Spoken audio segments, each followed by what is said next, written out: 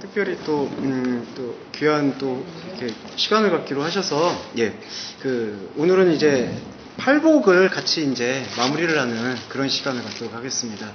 벌써 저희가 팔복을 시작한 지가 한 달이 넘은 것 같은데 오늘은 팔복을 이제 서로 검토하면서 마무리를 하고 하는 시간을 좀 갖도록 하겠습니다.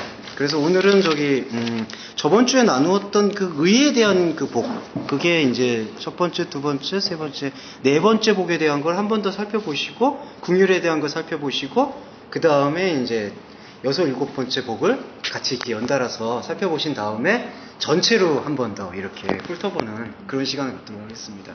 이게 너무 반복된다고 조금 지루하지 마시고, 처음에만 이제 좀 반복되고요. 나머지는 이렇게 빠져나갈 것 같습니다. 괜찮으시죠?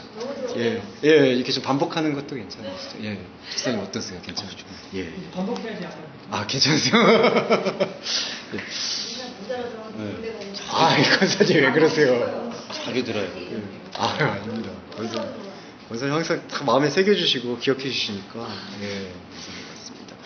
이 네 번째 복에서 의를 굶주리고 목마르다라는 그런 표현이 나왔었는데, 이때 의라는 그 기준에 대해서 우리가 저번에도 말씀을 드렸지만 한 번 더 반복을 드린다면은, 이 디카이노시네라는 의의 어원은 디케에서 유래가 됐는데, 이거는 정이라는 뜻이 되고 공이라는 뜻이기도 합니다. 그리고 헬라어에서는 이 정이나 공이라는 것에 대해서 어떠한 단어의 의미를 또 부과를 하냐면은 당위. 오늘은 제가 글씨를 정말 작심하고 잘 쓰겠습니다. 당위나 필연적인 것. 그러니까 왜냐하면 이 디케라는 단어는 군사용어이기도 한데, 왕이 이렇게 하겠다. 그렇다면은 밑에 있는 사람들은 당시에는 군주국가이기 때문에 왕이 이렇게 하겠다는 게 당위였어요. 더 이상의 어떤 질문이나 여지가 필요 없는. 그래서 이 디케라는 단어에서 발전을 시켜서 마태복음에서는 이거를 하나의 존재론으로 지금 표현을 하고 있는데, 이 존재론이라는 표현이 뭐냐 하면은, 디케라는 게 우리가 인식할 때에는 어떤 기준, 어떤 정의로움, 어떤 걸 지킨다는 거, 그렇게 엄수하거나 지킨다라는 그런 기준으로 생각을 하게 되는데, 이것이 당위나 필연이라는 의미로 들어오면은 이것이 성경 안에서는 바로 예수 그리스도가 우리의 필연이 된다. 이거를 지금 강조하고 있는 것 같습니다. 그러니까 의를 굶주리고 목말라 한다라는 거는, 나라는 존재가, 나라는 인간이 원래 진짜 찾아야 될 그 필연적인 것을 찾아가는 그 과정을 굶주리고 목마르다라고 표현을 하고 있습니다. 근데 왜 굶주리고 목마르다라는 이런 어떤 실제적인 표현을 했느냐? 저번에 말씀을 드렸듯이 그 실제적인 표현이 뭐냐면, 우리의 이 필연이라는 거는 사실은 생존과 직결이 되는 문제고요. 이 생존에 대한 직결은 바로 하나님이 우리에게 영으로 가난함을 허락하셨던 영적 실제에 대한 의미를 담고 있다. 그래서 의를 굶주리고 목말라 한다는 것, 그 다음에 배부르게 된다라는 게 실제적인 그 단어와 의미를 사용하고 있는 이유는 바로 사도 바울도 말했고 예수님도 말씀하셨듯이 우리들이 진짜 살아남기 위한 생존이 바로 이 의에 굶주리고 목말라 해야 되고, 그 의에 굶주리고 목말라 했을 때 우리가 진정한 배부름, 이거를 한문으로 표현하면 진정한 해가를 얻을 수가 있다. 그거를 지금 여기서 표현하고 있는 걸 볼 수가 있습니다. 근데 여기서 이 의를 굶주리고 목말라 했을 때 배부름을 얻는다라고 했을 때, 이 배부름과 해갈이 실제의 차원인데 영적 실제의 차원을 얘기한다라고 이제 저희가 계속 나눴었고요. 이 영적 실제의 차원과 그 다음에 우리가 현상을 살고 있는 현상 실제에서의 차원과의 감각이 동일하지 않다는 데 문제가 있습니다. 문제라기보다는 이제 우리가 이것이 말씀을 깊이 보고 느껴야 될 또 하나의 당이라는 것이죠. 그 얘기는 뭐냐 하면은, 우리가 의에 굶주리고 목말랐을 때 배부름을 얻는다라고 표현했을 때, 대부분의 설교에서는 우리가 정의를 위해서 목말라하고 그 정의를 실현했을 때 느끼는 배부름은 세상이 주는 배부름과 같지 않고 그 의로움과 공분 때문에 느끼는 정의로움이다라고 표현을 많이 하거든요. 근데 그거는 엄밀히 말하면 지금 우리의 눈에 보이는 현상에서 느끼는 그 감각적인 느낌과 감흥 때문에 그런 거예요. 근데 여기서 현상적으로 느끼는 이 감각과 영적인 감각은 비례관계라고 볼 수가 없는 게 예수님의 말씀에서 드러나고 있다. 그러면 어떤 관계냐? 이게 베이스가 되는 거죠, 사실은. 영적 베이스가 우리의 근본이 되는 거고, 현상을 살아가고 있는, 우리가 진짜 지금 살아가고 있는 이 삶에서의 사건들은 이 근반이, 이 베이스가 되고 있는 이 근간의 사건들 위에서 펼쳐지고 있는 여러 가지 우리의 선택적인 요소들이라는 것을 볼 수가 있습니다. 그러니까 여기서 아주 민감한 게, 이 실제가, 이 영적 실제가 우리 안에서 풍요로워졌을 때 현상적인 삶을 살아가고 있는 우리들에게도 만족감이 느껴질 때가 있어요. 근데 느껴지지 않을 때도 있고요. 중요한 거는 그것이 느껴지냐 안 느껴지냐의 그 기준을 가지고 영적 실제의 나의 변화나 나의 충만함을 계속해서 점검받으려고 하고 있는 태도가 당시의 유대교인들이 얘기하고 있었던 바로 표적주의를 얘기할 수 있다. 표적주의는 눈에 보이는 어떤 기적과 이렇게 치유만 또 의미하는 게 아니라 우리가 느끼는 이 어떤 마음의 변화라든지 성품의 변화라든지 인격의 변화를 가지고 내가 영적인 실제에 참여했다라고 이렇게 자위라고 하죠. 이렇게 자기가 자기 만족을 표현하는 것. 그리고 이제 자기의 종교심을 채우는 것. 그렇게 볼 수 있는 것이 모두 표적주의의 일환으로 볼 수 있고요. 그 다음에 표적주의의 또 다른 말은 지혜예요. 이거하고 사도 바울은 사실 한 묶음으로 보았습니다. 왜냐하면은 헬라인들이 얘기하고 있는 이 소피아라는 지식적 차원은 표적하고 크게 다르지가 않습니다. 유대인들이 표적이라고 얘기했을 때 그때의 표적은 좀 더 직물적인 거. 그러니까 실제적으로 뭐 눈에서 갑자기 초자연적인 게 일어나고, 아까 임삽체험도 말씀을 드렸죠. 실제적으로 그런 현상이 일어나는 거를 유대인들의 표적주의라고 그러고, 헬라인의 지혜도 이 표적 중에 하나인 거는 우리가 지식적인 그 알을 통해서 이 영적 실제를 또 판단하겠다는 태도거든요. 그러니까 그것 역시도 사실은 형상 실제 안에서 느껴지고 있는 여러 가지 현상들이죠. 머릿속에서 일어날 수 있는 지식의 차원, 은혜의 차원. 근데 여기서 느낄 수 있는 영적 실제의 차원은 첫 번째 복에서 영으로 가난함에 대해서 이야기를 했기 때문에 여기서의 가난함이 이 현상 실제에서 우리가 싸울 수 있는 지혜도 비워내고요. 이 표적도 비워냅니다. 이 두 가지를 다 비워내요. 그런데 이 비워내는 그 방법론이 뭐냐 하면은 영으로 가난해지는 거거든요. 영이 들어온다는 얘기입니다. 근데 영은 우리한테 사실은 없다고 봐도 과언이 아니에요. 영은 우리가 죽어있는 존재라고 창세기에서 이미 우리가 죽어있는 존재라고 얘기를 했고, 그 죽어있는 존재에게는 하나님의 루아어라고 표현되고 있는 하나님의 영이 없다라고 얘기할 수가 있는 것이죠. 근데 영으로 가난한 자가 복이 있다고 말씀하셨던 그 화자가 바로 예수 그리스도고, 예수 그리스도가 하나님의 보내신 자고, 예수 그리스도가 자신이 하는 말이 영이요 생명이라고 했기 때문에 그분이 우리한테 들려주시는 그 들음을 우리가 지금 갖고 있는 우리의 이 혼적 차원인 우리의 지정의로 받아들이면 그 영으로의 가난함이 이루어지는 것을 볼 수가 있습니다. 예. 그래서 이 혼적 차원 안에서의 지정의는 이 부분을 다 이야기를 하고 있죠. 왜냐하면은 이 말씀을 듣기 위해서는 우리가 또 머리를 사용해야 되거든요. 이성을 사용해야 되고, 또 그것을 우리가 느끼기 위해서는 아까도 지금 시작할 때 찬양을 했지만 우리의 이 감정의 생명력이 일어나야 되는 것이고, 근데 중요한 거는 이러한 생명력들이 일어났을 때 우리가 해야 되는 단 하나의 행함이 무엇이냐 하면은 바로 그 하나님의 영이 들어오도록 우리가 마음문을 열어놔야 된다는 거죠. 그러니까 이 영으로서 들어올 수 있도록, 그래서 영이 우리 안에서 살아날 수 있도록 그거를 부활이라고 표현하는 것을 볼 수가 있습니다. 그리고 사도 바울은 이 부활이 없으면은 아무것도 아니다 우리가. 예, 그렇게 지금 표현하고 있죠. 그러니까 사실은 사도 바울의 관심사는 이 육신의 부활만이 관심사가 있던 것이 아니라 영의 부활. 왜냐하면 사도 바울과 그 다음에 이 그리스도께서 하신 말씀은 영이 곧 몸이 된다라고 하셨으니까, 예, 그거에 대한 관심사가 가장 집중되고 있다. 그러면 우리가 지금 해야 되는 예배는 무엇이냐? 우리가 가지고 있는 이 혼적 차원의 지정의를 통해서, 그리고 지혜나 표적을 통해서 이것이 들어올 수 있도록. 근데 되게 역설적인 게 지혜와 표적을 다 사용을 하거든요. 표적이라고 했을 때는 우리가 처음 믿었을 때 느끼는 어떤 성령의 감동이나 이적이나 초자연적인 것. 지혜의 차원은 이제 우리가 신학을 배운다든지 말씀 공부를 한다든지 성경 공부를 하면서 듣는 것. 이게 두 가지가 다 방법론인데, 이 두 가지를 영으로 받아들이게 때 나타나는 현상은 뭐냐 하면은, 잠깐만 인사를 잠깐 드리고. 예. 이쪽으로. 유혜씨 어서와요. 지혜와 표적을 사용해서 받아들이는 게 바로 영으로 가난함인데, 영을 받아들이거든요. 지혜와 표적으로. 근데 지혜와 표적으로 영을 받아들이면은 어떤 현상이 일어나냐면은 가난함이 일어났는데 그 가난함이 뭐냐면은 이 지혜 안에서 발견할 수 없다는 것을 발견하게 해주고 표적 안에서 진리가 생명이 나타나지 않다는 것, 우리 안에 진리가 없다라는 걸 발견해 준다는 거죠. 그렇다면 그 발견은 뭐냐 하면은 실제로 없다라는 실제 없음의 발견이 아니라 없는 분이 우리한테 들어와가지고 우리에게서 없었던 것을 고백하게 만들어 주신다는 거죠. 그렇기 때문에 우리는 하나님 안에 있지만 나는 하나님이 아니다라고 고백을 할 수가 있게 되는 그 생명의 질서가 회복이 되는 것을 볼 수가 있습니다. 그럼 그 지금 네. 영의 가난함을요, 예. 우리가 표현할 수 있는 부분이, 우리에게 감지되는 부분이 저거라고 볼 수 있을까요? 예. 아, 난 죄인이구나. 그렇죠. 이렇게 그렇죠. 예, 나는 예. 죄인이구나. 예, 예, 그거나 그렇죠. 아, 예. 그런 식으로 그렇죠. 그것이 영의 가난함으로 예. 우리한테 감지가 되는 예. 성향입니다. 그렇죠.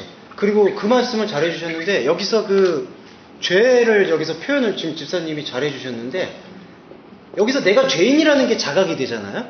근데 이때의 죄라는 거에 대한 인식을 조금 더 깊이 할 필요가 있는 게 이때의 죄라는 인식은 내가 무언가를 짓고 있고 내가 무언가를 지었던 죄책감, 죄의식, 그 다음에 어떤 죄성, 그 다음에 나의 성품의 나약함 이런 부분들을 고백하는 게 죄인이라는 고백이 아니라 내 안에 하나님이 없다라는 사실에 대한 고백이라는 것이죠. 그걸 좀 구별을 엄밀히 하고 갈 필요가 있어요. 왜냐하면은 죄의식이나 이건 중요한 문제인데 이 죄의식이나 죄성이 여기서의 죄는 내가 죄인임을 깨닫는 성경적 죄는 하나님의 없음을 발견하는 의미의 죄거든요.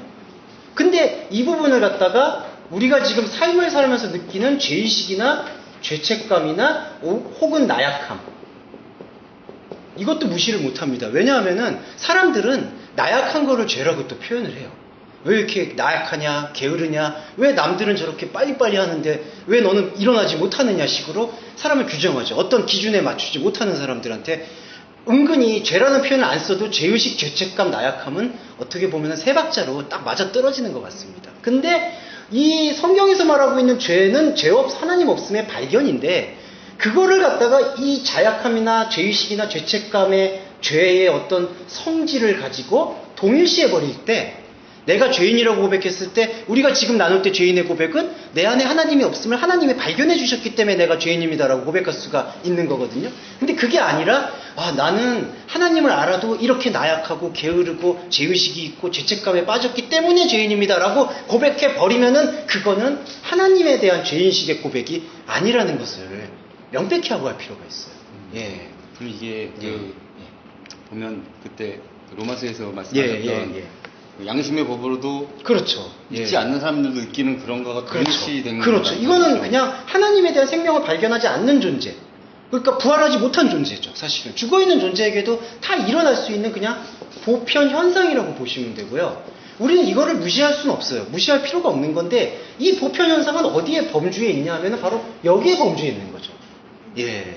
그러니까 우리가 느낄 때 처음 만약에 신앙을 시작할 때 나는 너무 이렇게 살면 안 될 것 같아. 그리고 내가 이렇게 좀 죄의식이 있고 나는 어떻게 이 죄 문제를 해결하고 싶어라는 그러한 어떤 보편 감정에서 호소해서 종교는 시작을 하죠, 사실은. 그래서 예수가 들어오거든요. 예수님의 말씀이. 그러면 그 다음에 일어나는 현상이 뭐냐 하면은 이것이 너희를 정죄할 수 없다라는 사실을 예수님이 밝혀준다는 게 우리의 진짜 죄됨의 고백이라는 것으로 우리가 나아가야 돼요.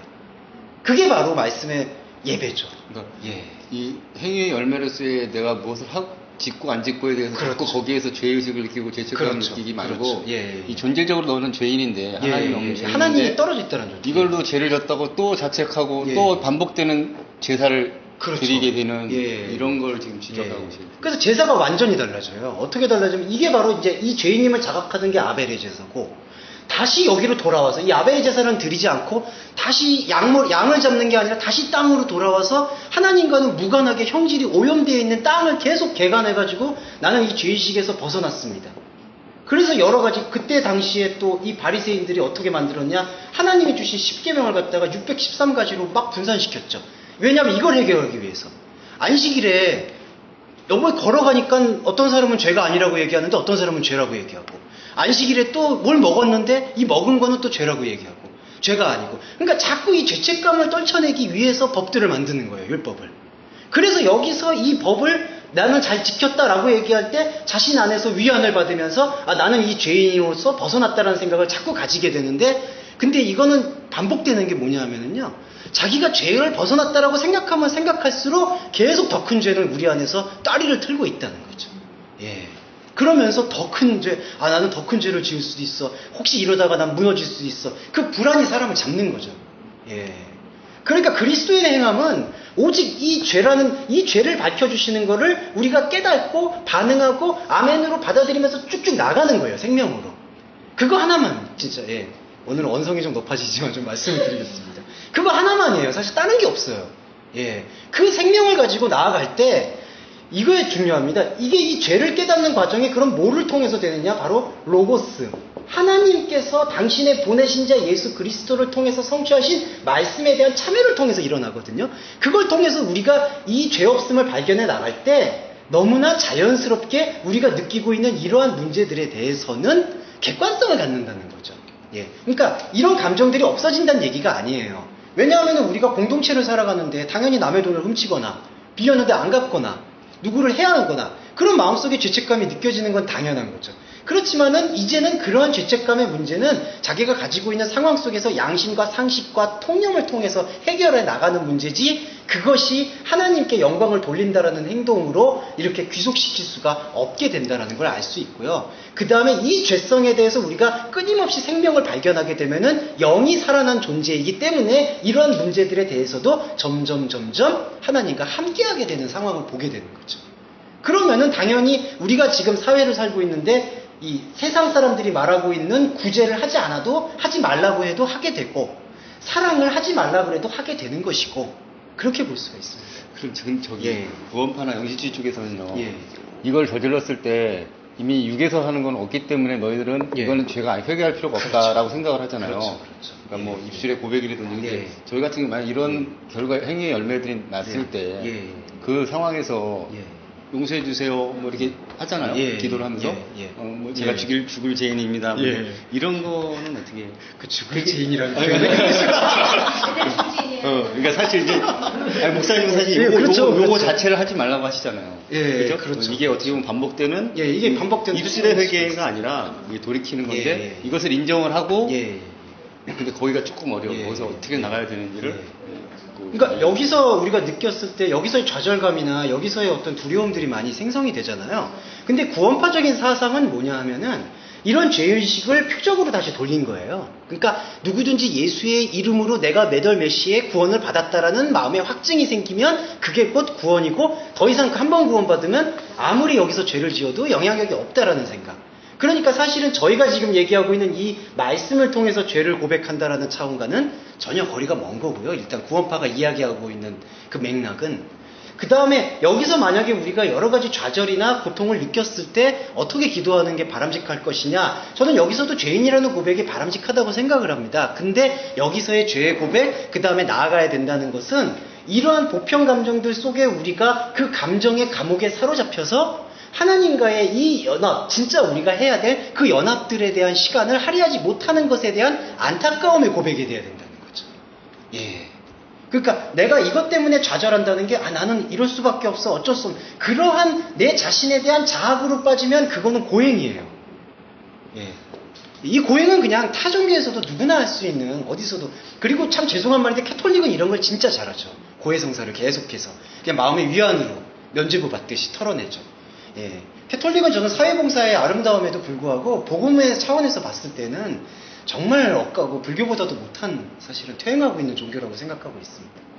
그리고 이 고행을 하는 것이 아니라 우리 그리스도인들은 나는 이런 인간밖에 안 된다라는 그런 고백이 되는 것이 아니라 내가 이러한 보편 감정에 얽매여 있는 것 자체에 대해서 공부는 이렇게 해야 된다는 거죠. 그 공부는 하나님과 하나 되고자 하는 이런 어떤 연합의 진중함과 연합의 집중력을 갖지 못하는 상태에 대해서 안타까워하는 것이지 내가 하나님을 믿는다고 하지만 나는 이렇게 도덕적으로 못 살고 있어. 나는 삶에서 성공을 못했어. 이러한 어떤 세상적 기준과 사람의 욕망이 갖고 있는 그 상식 기준에서 나는 아직도 안 되는 것 같다는 그런 생각을 되풀이시키는 것은 고리를 끊어내야 된다는 거죠. 그게 이제 근데 조금 저기를 하다 보면 이게 이제 밖에 드러나는 이런 열매가 아니라 내 안에서의 그 생기는 마음들 있잖아요. 만약 그게 뭐 음욕이면 음욕, 탐심이면 탐심, 그렇죠. 분노, 남을 정죄하는 마음, 예, 그렇죠. 남을 판단하면 이런 것 예, 때문에 그렇죠. 사실은 힘든 거거든요. 선생님이 다 그러니까 주님하고의 예. 연합 이거 뭐고 그거 예. 다 예. 주님 용서해 주세요 하다가 예. 진짜 연합을 모르고 있는 거예요. 그렇죠. 그러니까 예. 그런 게 힘들어요. 마음의 그렇죠. 그 외부적인 것보다도 오히려 마음 안에서 장애처럼 이렇게 우리를 묶고 있는 어떨 거죠. 때는 진짜 예. 긍휼의 마음이 있고 사랑의 마음이 예. 있는데 어떨 때는 그런 게 있으면서 예. 내 안에 그리스도의 영이 계신데 내가 왜 예. 이러지에 대한 예. 힘든 거죠. 그렇죠. 근데 그 계신데 당연히 우리는 그럴 수 있다라고 저는 생각하고 말씀 자체가 그거를 다 규명해주고 있는 것 같거든요. 그렇기 때문에 예, 우리 안에서 예. 예, 계속 오갈 수 있는 어떻게 보면 드러날 수 있는 감정인 것 같아요. 그 죄가 진짜 하나님하고 연합하지 않는 거. 예. 그래서 근데 우리는 아까 그 진짜 말처럼 감정 가지고 계속 여기서 힘내잖아요. 예. 그런데 감정이 좋아지는 거가 잘 안 돼, 사실은. 그죠? 그러니까 목사님 그걸 인정을 하고 하고 예. 그냥 예. 넘어가는. 저는 그 부분인 것 같아요. 예, 이 부분이 이제 헬라어로 표현하면 그만두면 어떻게 되는 거야? 헬라어로 말하면은 예, 프로스라고 표현을 하거든요. 향한다라고 우리가 이야기를 하는데, 예, 우리가 가져야 될 이 생명의 목적지와 생명의 능력에 대한 것은 말씀의 예배를 통해서 우리 안에서 이 영이 생명이 되어가는 과정을 지금 발견하면서 나아간다라는 그 나아감에 대한 내면적인 확신이거든요.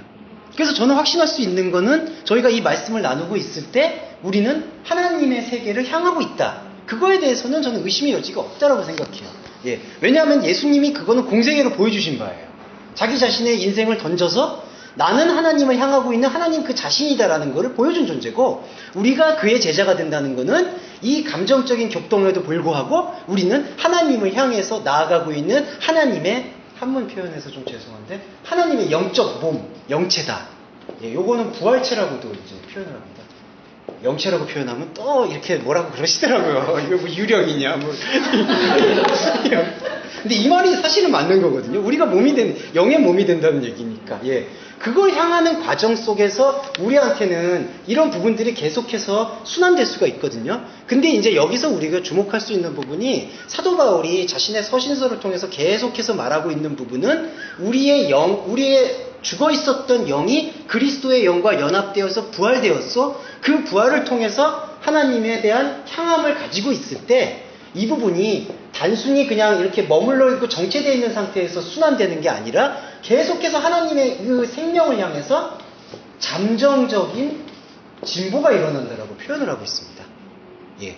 그러니까 이게 그냥 나는 그냥 예전하고 똑같아 그런 식으로, 아니면 더 나빠졌어, 이런 식으로 우리의 감정을 책동하는 거는 사실은 이 혼을 장악하고 있는 하나님과는 대적된 생각, 그걸 성경에서는 마귀라고 표현을 하고 있고요. 근데 우리에게는 이것이 계속해서 되풀이되는, 그러니까 이거는 그냥 이대로 가는 거야 라는 그런 부분이 아니라 우리에게는 계속해서 이 재료가 하나님을 향해서 가고 있다라는 사실에 대한 고백이 우리 안에서 확증이 되는 것이죠. 근데 그 확증이 지금 우리가 느끼고 있는 이 감정으로 이렇게 와닿을 수도 있고 와닿지도 않을 수 있기 때문에 그걸 예수님이 뭐라고 표현하셨냐면은 보지 못하고 믿는 자들이 복되도다. 그때 보지 못한다라는 게 눈으로만 표현하는 게 아니라 경험하지 못한다라는 헬라어의 의미를 갖고 있기 때문에요. 예, 그러니까 예수님이 예견을 하신 거죠. 그 경험하지 못하고 믿는 것. 우리가 지금 바로 그 영적인 도상에 있는 거라고 저는 보고 있습니다. 근데 지금의 예. 뭐 개혁 중은 성화 자체를 요거를 죽여 나가는 것을 성화로 그렇죠. 보잖아요. 뭐 죄 죽임이라고도 표현하기도 하고, 뭐 나약함과 죄의식과 그걸 극복하는 것. 저거 자체를 나에게서 예. 해체시키려고 하는 그것 예. 자체도 보면 에피토미야. 예, 그렇죠. 그것도 욕망이죠. 예. 그러니까 내 안에 이게 아예 없어야 된다라고 생각하는 것도 욕망이고, 그 다음에 또 하나의 욕망은 좌절도 욕망이라고 저는 보고 있는데, 또 나는 전혀 변화가 없다라고. 근데 그 변화가 없다라고 생각하는 사람의 기준은 현상적인 나를 보고 지금 계속 보고 있는 거거든요. 예. 그러니까 현상적인 나는 여전히 그냥 심리적인 이런 상태야. 예전하고 달라진 게 없어. 근데 그의 변화가 하나님의 아들이신 예수님이 보고 있는 변화는 그 변화가 아니에요. 그러니까 우리가 만약에 지금 이 상황 속에 그대로 갈 수도 있고, 이 고통의 가시가 더 깊어질 수도 있고, 혹은 호전될 수도 있거든요. 근데 그거의 그 열매와 기준을 가지고 예수님이 당신이 변화가 됐냐 안 됐냐를 판단하지 않으신다는 거죠. 예. 되게 그 율법 아래 예속돼 있어서 자꾸 이런 게 나오는 거예요. 그렇죠. 그 뿌리 깊죠, 아무래도. 예. 우리의 그 자체가. 예. 그게 비단 뭐 유대교 전통만 있는 게 아니라 종교의 이름을 떠나서도 일반 사람들에게도 모두 그 일반 사람이라고 표현해도 이미 모두 그 종교성 안에 포박이 돼 있으니까 예, 그 의미에 대해서는 계속해서 가져가게 되는 거죠. 그러면 우리는 또 공동체는 모였을 때 무엇을 위해서 기도해야 될 것이냐? 우리가 느끼는 이 현상의 실제가 우리의 영적 실제가 우리 안에서 자라나지는 것을 발목을 잡지 않도록 호전되고 개선될 수 있도록 그게 서로 나눔이겠죠. 또 하나의. 그러니까 저희가 오늘같이 만약에 여집사님께서 좀 안 좋은 일이 있으시고 힘든 일이 있었다 그러면은 같이 마음으로 생각을 하고 또 실제로 도울 일이 있으면 도우고 예. 또 권사님이나 또 이렇게 마음에 힘든 일이 있을 때 서로 또 털어놓고 그거에 대해서 의논하고 그런 목적성들이 이 생명의 관계를 돈독히 하기 위한 그 생명의 공통분모가 있을 때 당시 사도 바울의 초대의 교회도 이 공통분모 하나 가지고 소아시아 교회를 세운 거거든요. 딴 게 없었어요. 왜냐하면은 저번 주에도 말씀을 드렸지만 계층도 다르지 인종도 다르지 돈벌이의 그 소득 수준도 다르지 어느 것 하나 맞는 사람들이 아니었거든요. 예. 그런 사람들이 모여서 갈 수 있었던 근거 하나는 오직 이 목표였죠. 우리 안에서 생명의 부활이 일어날 수 있도록 돕는 것. 예. 그러니까 그 부분을 같이 조화롭게 가져가는 게 저는 필요하다고 생각하고 있습니다. 예. 근데 간혹 이제 이것도 말씀을 드리면 간혹 영지주의적 사고방식에 조금 더 함몰되어 있는 존재에게는 왜 당신이 이 영의 말씀을 받았는데도 아직도 여기에서 헤매고 있느냐라고 또 표현을 해요. 예, 이거를 과감하게 자를 수 있어야 된다. 근데 저는 그것도 아까도 말씀드렸지만 또 하나의 고행이라고 생각해요. 왜냐면 우리 안에 감정이 있는데 그걸 잘라내면은 그거는 뭐 동물인가요? 아니면은 뭐 기계라고 볼 수가 없죠. 그러니까 이거는 계속해서 우리한테서 가져갈 수 있는 건데 이렇게 표현드리면은 제가 참 이렇게 표현드리면 되게 안타까운 게 그러면 내가 평생 동안 이걸 끌고 가야 된다는 거냐 라고 이제 생각을 하실 수가 있는데 말씀드리고자 하는 취지는 그것이 아니라 이 부분은 우리 안에서 여전히 잔류되어 있을 것인데 이렇게 잔류되어 있는 것이 우리의 발목을 잡을 수 없다는 것 하나와 그 다음에 이 생명을 향해서 계속 프로세스에 갈수록 어느 순간 내가 느꼈던 과거에 그토록 컸던 문제 정말 이것이 해결되지 않으면 나는 죽을 것 같다고 생각했던 문제가 시간의 풍상을 겪고 나니까 나에게 지금은 객관적으로 보이게 되더라. 우리가 인생을 살면서도 그런 문제는 있는 것 같아요. 제가 20살 때 가장 그것이 아니면 안 됐다라고 생각했던 게 30살이 되고 났을 때 봤을 때에는 사실 그게 그렇게 나의 전부는 아니었었는데 하는 그런 마음이 들듯이 우리가 그리스도인으로 되고 하나님의 말씀에 창념을 하게 되면은 예전에 나를 그렇게 좌절시켰던 그 감정들이 이 하나님의 시간과 함께 연합되게 됐을 때 다시 돌이켜보면 나한테 그렇게 큰 문제가 아니었다라는 식으로 우리한테 뿌리박히게 된다는 거죠.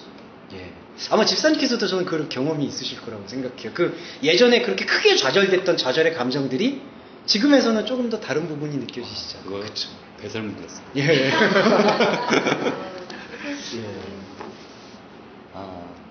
예. 그래서 이 죄에 대한 분리. 복잡하게 단순해서 그러게요. 다행입니다, 강사님. 예. 복잡해서 없다면서요.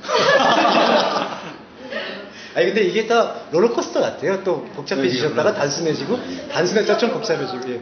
근데 지금 권사님께서 너무 말씀을 잘해주신 게 사실 저희가 이제 산상수는 할 거지만 요걸 딱 하나 얘기하는 거거든요. 결론은 사실은 그리스도에 대해서 이야기하는 것, 예수 그리스도가 우리 안에서 드러나는 것. 그러니까 딱 하나의 이야기인데 이제 이게 또 복잡하게 갔다가 다시 돌아왔다가 이제 계속해서 그런 사이클을 아마 할 것 같습니다. 그리스도께서 우리 안에 들어오시면서 의로움이 되시고 지혜가 되시고 거룩함이 되셨는데 내가 거룩해지고 의로워지려고 해서 이것 때문에 힘든 거예요. 그렇죠. 그리스도 자체가 우리의 의가 되고 거룩함이 되는데 내가 이 거룩하지 못하다는 것 때문에 그러니까 하나님이 되고자 하는 것도 어떻게 보면 에피토미한 거죠. 그렇죠. 예, 그 속성이죠. 예, 그렇게 볼 수 있습니다. 예, 그래서 그런 연속성상에서 저번 주에 저희가 나눴던 그 긍휼에 대한 부분도 이거와 지금 연속성상에 있다고 볼 수 있습니다. 긍휼을 베푸는 자가 복이 있다. 엘레오스, 엘레시네. 요거는 똑같은 단어입니다. 그래서 요거는 능동태로 사용됐고요. 자비를 행하는 사람. 그 다음에 자비를 받는 것. 근데 이제 저번 주에 한번 말씀을 드렸는데 이 엘레오스에 대해서는 가장 핵심 정수로 나타나는 게 누가복음 제가 11장 제가 이거 어디지? 11장 41절로 제가 기억하고 있습니다. 그 11조 얘기 나올 때 아마 이게 나오는 걸로 기억하거든요. 이 자비가 뭐냐면은 긍휼이라고도 번역이 되는데 이 부분은 누가복음에서 예수님이 뭐라고 말씀하셨냐면은 이건 되게 파격적이라서 제가 너의 안을 그리고 혹시 너의 아내에게 긍휼을 주어라. 그러니까 약간 이게 문장이 조금 어색해요. 어색한데 좀 우리가 묵상할 필요가 있어서 안이라고 했을 때는 이거는 바로 내부를 얘기하고 있고 그때 내부는 너희의 마음 안이라고 지금 표현을 하고 있는 것을 볼 수가 있습니다. 예수님이. 그러니까 한글 번역에서는 너의 안에 있는 것으로 구제해라. 그렇게 표현을 해서 그 뉘앙스가 뭐냐 하면은 그러니까 구제를 행할 때 겉으로만 형식적으로 하지 말고 마음에 진심을 담아서 구제하라. 이런 식으로 얘기를 하면서 11조로 넘어가니까 11조에 대한 그 헌금에 대한 의미는 그대로 놔둔 채 이제 헌금할 때에는 진짜 신령과 어떤 진심을 다해야 된다라는 것으로 해석이 넘어가 버리죠. 근데 여기서 지금 말하고 있는 안에 있는 것을 구제하라고 얘기하고 있는 그 내부에 대한 표현은 진정성이나 진심을 담으라는 그런 표현이 아니라 안에 있는 것을 지금 표현하고 있습니다. 이 내부를 긍휼하게 만들어라. 그러니까 다른 게 아니죠. 이거는 내가 다른 사람에게 행한다라는 게 지금 1차적인 의미가 되는 게 아니라 진짜 1차적인 거는 내 자신 안에 긍휼을 흐르도록 해라. 근데 왜 긍휼이냐? 이게 이제 어떻게 보면은 본연 감정이거든요. 그리고 이 엘레오스라는 거는 헬라어의 그때 문화적 관습상에서는 인간이 가지고 있는 가장 숭고하고 본질적인 감정이라고 표현하고 있는 걸 볼 수 있습니다. 플라톤이 이걸 자주 사용했죠. 엘레오스에 대해서. 그러니까 이건 어떤 표현이냐면은 부모가 아이를 처음 봤을 때 느끼는 감정. 예, 그리고 아이가 아버지와 부모님한테 느끼는 감정. 남녀 간에 에로스적인 사랑 말고 가장 근본적으로 느끼는 감정. 예, 우정, 그리고 이제 남녀 간에 아니면은 여성들 간에, 남성들 간에 느끼는 우정. 그 다음에 조직에서 가장 느끼는 우정. 그 다음에 또 하나는 국가애까지 이제. 저는 애국가를 별로 안 좋아하는데, 죄송해요. 제가 뭐 그렇다고 애국가를 싫어하는 건 아닌데. 근데 이게 운동선수들, 운동 시작할 때 보면, 어떤 축구선수도 울더라고요, 막. 그래서 저는 그게 감정이 이해가 안 되는데, 그게 제가 봤을 때는 이런 숭고한 본질 감정인 엘레오스의 본질적인 게 아닌가. 국가애 같은 거. 갑자기 국기가 들려왔을 때 막 마음에 뭉클해진다거나. 예. 근데 여성분들은 많지 어떠세요? 애국가. 그렇죠. 예. 옛날에는 텔레비전 끝나면 끝에 애국가 나오면서 막 우리나라 동해 막 나오면서 해 뜨는 거 나오고 예. 막 날라가고 예. 가슴만 하나님 역시. 아들들 군대 때가 맞아. 그렇죠. 군대 가니까 나라가 생각이 달라지고 맞죠. 고사님. 네. 그게 우리는 아들들을 이런 거를 이제 그 훈련소 보내시고. 생각하게 되고 나라를 위해 여러분 목숨을 바치십시오. 죽어간 사람들이 막 수년을 딱 해놓고 이 나라를 위해 배웠는데 이것이 아까도 말씀드렸지만 이것이 보편 감정이고 본연 감정인데 이러한 것들이 하나님 나라에서 우리가 어떤 의미로 필요하느냐 하면은 바로 우리의 존재가 하나님을 만나기 위한 그 사도 바울이 표현하기로는 그것을 질그릇이라고 표현했고요. 요거를 다시 풀어서 보면은 생명의 도구가 된다. 요건 어떤 그 기계주의적인 표현이 아니라 실용주의적 표현이 아니라 오늘 우리한테 진짜 필요한 부분이겠죠.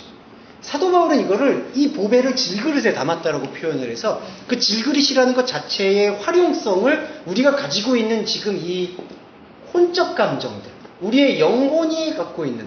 근데 이때 영혼은 이제 아직 그 하나님의 영과 한목되지 못한 상태를 지금 표현하고 있고요. 이 영혼적 감정, 혼적 감정이 갖고 있는 이 본연 감정들이 하나님과 만날 수 있는 우리들의 재료라는 것이죠. 그러니까 안에 있는 것은 안은 바로 우리의 이 본연 감정이 가장 들끓고 있는 생명의 원형 같은 처소고 우리의 마음 원형이고 이 마음 안에 긍휼을 주라는 것은 뭐냐 하면은 이게 조금 어렵지만 말씀드릴게요. 이게 본연의 본연입니다. 이게 뭐냐 하면은 우리는 본연 감정을 통해서 이 긍휼을 느끼고 있잖아요. 뭐 지금 아까도 말씀드렸던 그 긍휼의 감정도. 근데 그 긍휼의 감정이 영이 들어왔을 때 딱 멈춰버려요. 그게 바로 십자가 체험입니다.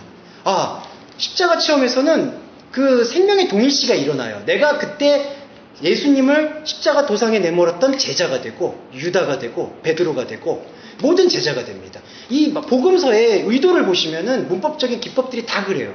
그러니까 예수라는 하나님의 존재를 십자가라는 그 처벌의 현상으로 그냥 내버려요.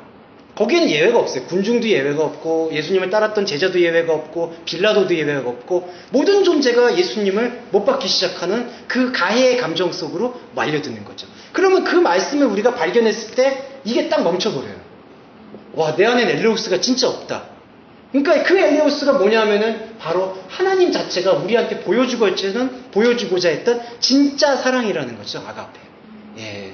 그러니까 십자가 사건은 그런 맥락에서 예수 외에는 구원이 없다라는 게 그 십자가 사건의 경험은 우리로 하여금 우리 안에 진짜 그래도 남아있었다라고 생각했던 가장 그 밑바닥에 있는 감정이 하나님의 생명을 보는 데 있어서 아무 소용이 없다라는 사실을 오히려 발견해 준다는 거죠.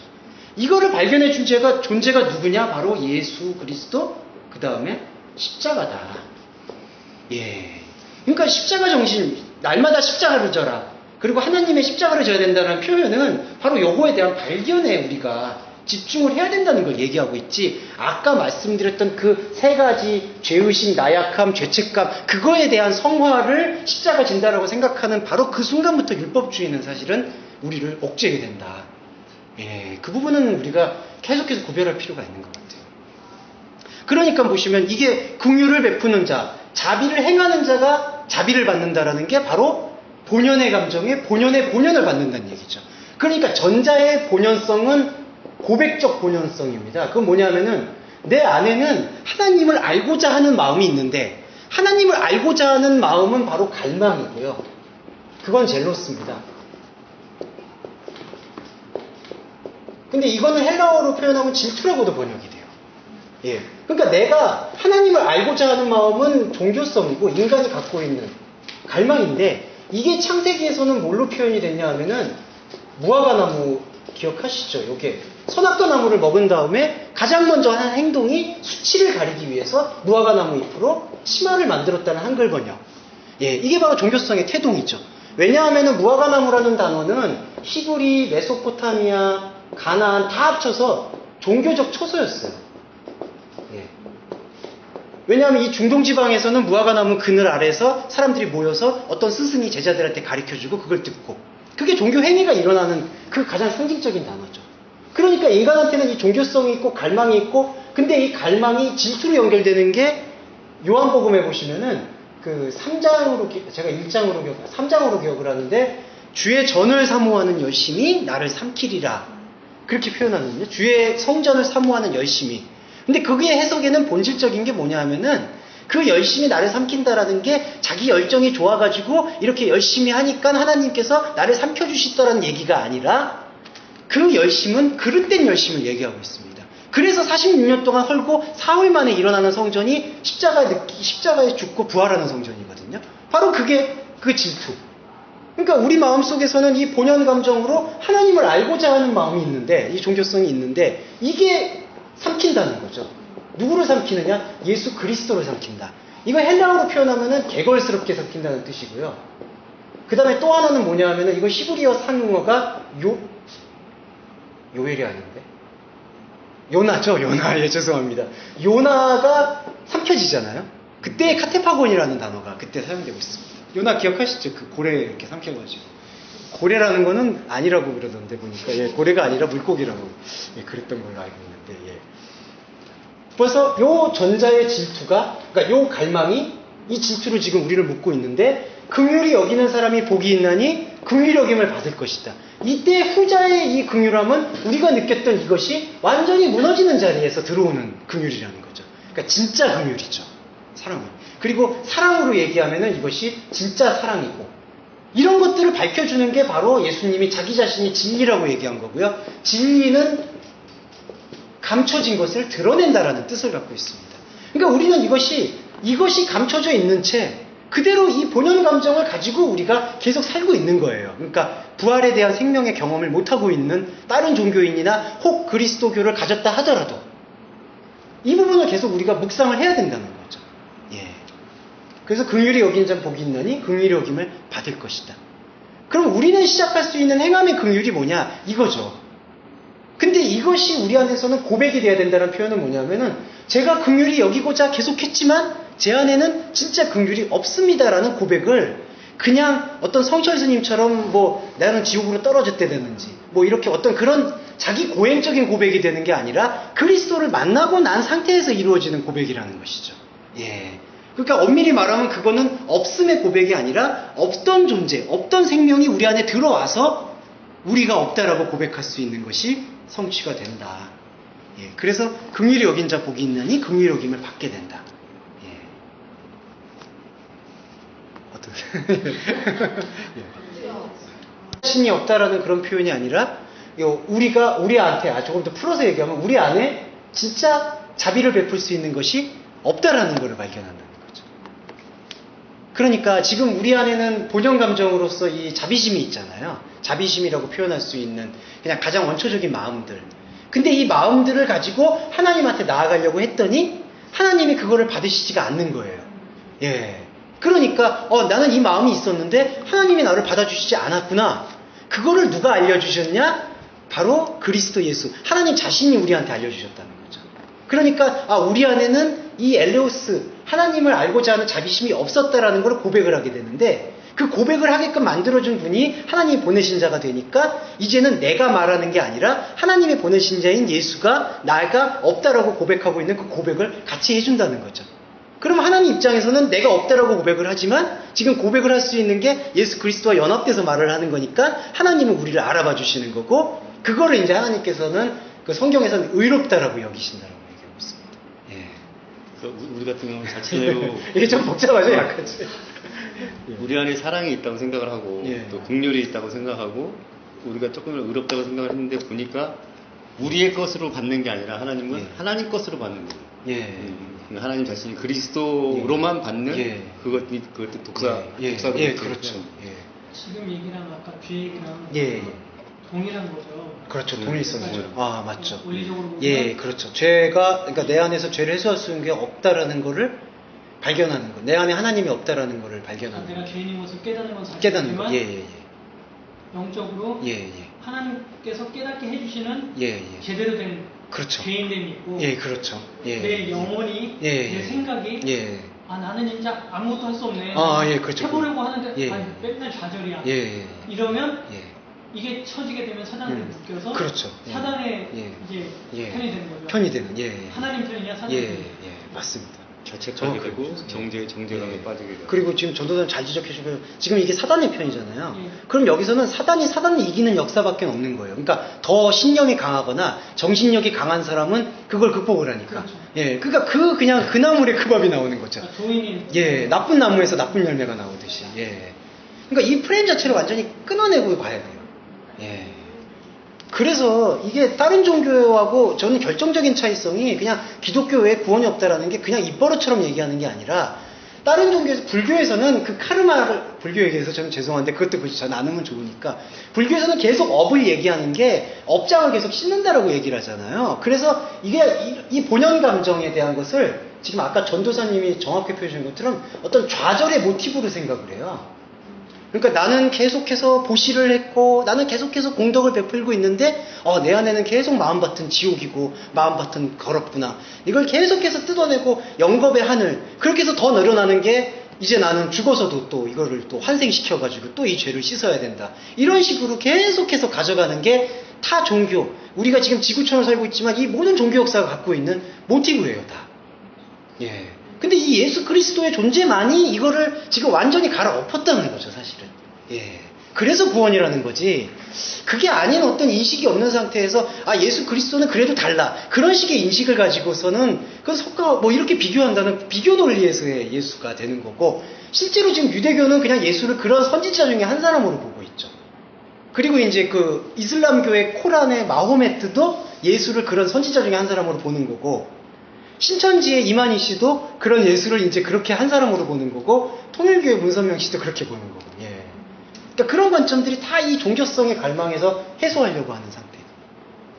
그렇게 볼 수가 있습니다. 그 다음에 괜히 얘기가 길어지는데 그냥 계속 할게요. 또 하나는 뭐냐면요, 이 죄의 발견인데요. 이 엘레오스를 발견해서 내 안에 이 엘레오스가 없다라는 사실을 발견하잖아요. 이거를 우리가 이야기하는 그 측면에서는 되게 이례적인 거라고 되게 표현을 하거든요. 그러니까 나는 내 안에 하나님 없어. 그렇게 내가 그럼 오늘 알았습니다. 이렇게 알았으니까 끝난 거 아닙니까? 근데 이례적 사건이라는 거는 우리가 가지고 있는 시간관의 한계예요. 예. 그러니까 이게 만약에 그냥 과거 완료형으로 쓰였다. 예수님이 우리의 죄 때문에 돌아가셨습니다. 믿으면 아멘하면 구원 받습니다. 과거형으로 쓰였다고 해서 우리가 그러면 예수님을 믿었다는 걸 아멘을 하면은 나는 지금 구원을 받았고 이 구원은 변화가 없습니다 라고 밀고 가게 되는 그 순간 하나님의 시간에 대한 카이로스라고 표현되고 있는 생명시간에 대한 인식이 끊어진다는 거죠. 이게 아까 말씀드렸던 그 구원파적인 논리가 그런 것이고요. 그 다음에 조금 민감한 얘기지만 말씀을 드리면은 오늘날 우리 교회 안에서도 이것에 대해서는 엄밀한 구분이 모호해요. 그러니까 구원은 받은 건 분명합니다. 우리는 구원 백성입니다. 근데 구원 백성이 상급론을 필요로 하고 구원 백성이 하늘나라 갔을 때 벌거벗은 구원을 받아서야 쓰겠습니까? 그래서 우리가 조금 더 이 삶을 살아갈 때 주님의 일을 열심히 해야 됩니다. 그렇게 그래서 때로는 뭐 입신하신 분들 입신하시는 거 들어보셨죠? 예, 천국 지옥 말씀하시는 분들이 이제 그게 나쁘다는 얘기가 아니라 그렇게 본 분들이 이제 뭐 어떤 분들은 큰 아파트에 있고 근데 저는 사실 거기서도 아파트 살면 싫을 것 같아요. 진짜. 월세방 살고 뭐. 나 안 갈래. 천국. 나 그 아파트 질 거면 안 가. 거기도 차등이 있고 차등이 있고 거기도 차별이 있으면 레벨이 있고 그러면 아닌 거. 거긴 천국이 아니라 지옥인 거죠, 사실. 예. 그러니까 그런 이례 조건이 되는 게 아니라 이것이 지금 내 안에 긍휼이 없음을 지금 여기서 발견하게 해주시는 것이 바로 예수 그리스도고 예수 그리스도를 우리가 보지 못하고 만나게끔 만드는 접점이 뭐냐면 로고스잖아요. 말씀이고 예배라는 건 유일한 건 바로 이겁니다. 이 말씀을 만나서 그 말씀과 하나 되는 시간이 예배인데 이런 예배는 이 하나님의 생명 시간 속에서 계속해서 일어나야 된다는 거죠. 그걸 우리는 우리 시간 속에서는 반복이라고 표현하는데 하나님 시간 속에서는 계속해서 우리 안에서 일어나는 생명의 사건이다라고 표현합니다. 사건이라는 게 나쁜 표현이 아니라 하나님이 우리를 발견해 주시는 그 시간이 되고요. 그 다음에 조금 더 복잡하지만 말씀을 드리면은 예수님이 우리한테 하나님이 예수 그리스도를 통해서 우리한테 말씀을 건네시잖아요. 로고스. 그리고 우리는 그 말씀을 듣잖아요. 그러면은 말씀을 듣는 나와 그 말씀을 듣는 시간 이게 어떠한 구성 요소가 되냐 하면은 바로 하나님께서 우리를 인정해 주시고 함께 해 주시는 영의 몸의 구성 요소가 됩니다. 듣는 나 그리고 듣는 시간. 그러니까 이거를 더 펼쳐서 얘기하면은 지금 저희가 이 말씀을 나눌 때 이 말씀을 듣잖아요. 그럼 듣는 내가 있고 그 다음에 지금 저희가 지금 이 우리의 시간에서는 7시 반에서 지금 8시 반으로 넘어가고 있는 이 시간인데 듣는 시간이라고 얘기하고 있는 이 듣는 시간인 말씀을 듣는 시간 이건 하나님을 아는 시간이거든요. 그거는 그냥 우리가 생각하는 시간은 무의미하고 보이지 않는 것처럼 보이잖아요. 근데 하나님의 시간이라는 건 우리 안에 몸을 부여해주는 시간이라는 거죠. 예, 이게 바로 영의 몸입니다. 그래서 우리가 왜 예배가 되고 그래서 예수 그리스도가 요한복음에서 이거를 왜 주장했냐 왜 내 살과 피를 먹으라고 말을 했느냐 그게 바로 내 살과 내 살과 내 피를 먹고 마신다라는 게 듣는 나와 듣는 시간을 하나로 만들어가는 그 과정이기 때문에 말씀을 해주시는 거죠. 예. 그러니까 이 시간이 이것뿐만이 아니라 혼자 1인칭으로 이렇게 묵상했던 그 시간도 그렇죠. 그러니까 여기서의 시간만이 아니라 지금 계속해서 말씀을 시작하는 그 시간이 되잖아요. 그 다음에 이게 더 소중한 게 뭐냐면은 이 시간이 우리 안에서 이 본연 감정인 질투의 감정, 하나님과 떨어져 있는 상태, 죄된 상태, 이때의 죄는 깨닫지 못한 죄의 상태. 그때에서 계속 반복되고 있었을 때에는 이 본연 감정 속에서는 아무리 선한 일을 하고 아무리 상식적인 일을 해도 그거는 생명으로 가지 못하는 거예요. 냉정히 보면은. 근데 우리가 이 본연의 본연이라고 말하고 있는 이 진짜 긍휼을 우리가 체화시키잖아요. 그러면은 우리가 그 체화된 말씀을 가지고 어떤 순간을 살아간다 하더라도 이 체화된 말씀으로 하나님이 우리를 기억해 주시기 때문에 과거에 있는 시간까지도 변화를 받는 거예요. 이것도 대단히 중요합니다. 왜냐하면은 우리는 항상 그 고백을 할 때 교회에서는 교회라고 통상적으로 말씀드려서 죄송하고요. 고백을 할 때 나는 과거에 왜 이렇게 살았을까? 내가 과거에 이렇게 살았던 것을 회개합니다. 근데 그런 회개는 그냥 일시적인 감정의 표현이지 그런 회개는 그렇게 큰 의미가 없어요. 왜냐하면은 과거를 내가 왜 이렇게 살았지 후회하고 내가 왜 이렇게 허송세웠지 그게 아니라 지금 만나잖아요. 하나님과 만나면 과거에 있었던 그 시간이 하나님이 볼 때는 전혀 무의미한 게 아니에요. 우리가 볼 때는 무의미한 것처럼 보이지만 우리가 볼 때에는 다른 사람들에게 경쟁 논리에서 그냥 다 허비한 것처럼 보이고 힘들었고 고통스럽지만 그게 아니라는 거죠. 그러니까 우리가 이런 인식을 통해서 계속 느꼈었던 과거에 옥죄고 있었던 트라우마라든지 죄의식이라든지 죄의식에서 계속해서 이 말씀의 확증을 통해서 벗어날 필요가 있다는 거죠. 예. 우리는 그러잖아요. 예. 몇 년 전에 뭐 어렸을 때 이 일이 없었으면 예, 좀 더 나은 내가 됐을 예, 텐데 뭐 그렇죠. 이렇게 막 예, 그렇죠. 내가 그때 나쁜 친구 중학교 때 안 사귀었으면 이런 식으로 살고 있지는 않을 텐데 뭐 이런 게 있잖아요. 예. 그러니까 저 맨날 원망 많이 했어요. 중학교 때 그 나를 때리던 친구인데 제가 이제 싸움을 못해서 근데 제가 다니던 학교 이거는 여담인데 제가 다니던 학교가 되게 거칠었었어요. 그 신흥 도시라서 그랬는지 아주 그 거친 아이들이 많이 모이더라고요. 근데 제가 워낙 힘도 없지. 근데 또 맞고 싶지는 않지. 그러다 보니까 제가 그 싸움 잘하는 친구한테 밥 사주고 떡볶이 사주고 그래서 이제 밑으로 들어갔죠. 그래서 몸은 편했지만 마음은 항상 불편했습니다. 내가 그러면 왜냐하면 또 그 친구 밑에 들어가면 또 이제 또 약한 애들을 또 이렇게 동조하고. 근데 제가 죄의식이 많습니다. 사실은 그런 걸 따지면 진짜 나를 붙들고 살다 보니까 예. 그랬던 것 같아요. 저도 예. 예수를 믿는다고 했지만 막 저거 할 때는 예. 지금 저주받은 집안에 태어나서 이거 가난을 이거 그렇죠. 제가 아무리 노력해도 예. 이런 그렇죠. 게 되게 원망이 예. 있어. 나의 가족이라든지 예. 나 왜 이런 환경일까라는 그런 고통. 그러니까 예. 그게 예. 저는 어떨 때도 가끔씩 튀어나오거든요. 예. 우리 아버지가 좀 힘들게 할 때는 예. 평생을 도움을 안 주는구나 뭐 이럴 때가 있어요. 그렇죠. 그러고 나면 또 그만큼 또 그렇죠. 힘들고 그런데 근데 하나님 앞에 마음에 생각이 드는 거는 저는 당연하다고 생각해요. 자연스러울 수 있고. 근데 이제 그것까지 다 선용으로 사실은 예, 하시는 건데 예, 선용할 수 있고. 그거 없었으면 지금 예, 예. 아닌 다른 내가 돼 있을 거라고 예, 착각을 하는 거예요. 예, 사실은 예. 그렇죠. 다 하나님 섭리 안에서 끌고 오신 그건 건데 진짜 중요합니다. 우리가 왜 말씀을 받는 그리스도인이 어떤 면에서는 이 시간관을 끊어내야 되는 게 중요한 거는 인간은 되게 복잡해 보이면서 너무 단순한 게 과거의 어떤 부분이 완전히 그 사람의 인생을 지배하는 것 같아요. 미래라는 존재가 없는 거예요. 여기 지금 성령님 계신데 죄송합니다. 그 우리는 미래를 사는 게 아니라 결국에는 과거의 어떤 것을 계속 극복하거나 아니면 거기에 편승해서 살거나. 그러니까 계속 현재나 미래는 없고 과거에 있는 나로 계속 사는 것 같아요. 그럼 일생은 그냥 그렇게 가는 것 같습니다. 그렇기 때문에 저는 말씀드리고 싶은 게 바로 이 과거 시간을 끊어낸다는 것. 내가 그렇게 살았다는 것에 대해서 생각은 할 수 있겠죠. 하지만 나는 과거에 이렇게 살았으니까 앞으로 이렇게 살 거야. 그런 계획을 하나님에 대한 어떤 신앙심으로 접목시키지 않으셨으면 좋겠어요. 계획은 필요한데 나는 과거에 이렇게 하나님 모르고 이렇게 살았으니까 앞으로 이렇게 살 거야 라는 거는 일단 다 내려놓고 나는 지금 만나는 듣는 나와 듣는 시간에 내 몸만이 있을 뿐이다. 하나님과 나와는 그것의 하나일 뿐이다. 이것 외에 나를 침해할 수 있는 것은 어떤 것도 없다라는 생명을 심으시면은 우리가 살고 있는 시간을 극복할 수 있다라고 저는 생각하고 있습니다. 예. 그러니까 한 번 다 그런 거 한번 해봤을 거예요. 여치 집안에 태어나지 말고 손씨 집안이나 뭐 임씨 집안이나 한씨 집안에 좀 태어났으면 왜 주시 않으세요? 또 막 뭐 부부 싸움도 막 그렇게 하잖아요. 뭐 누씨 집안이 뭐.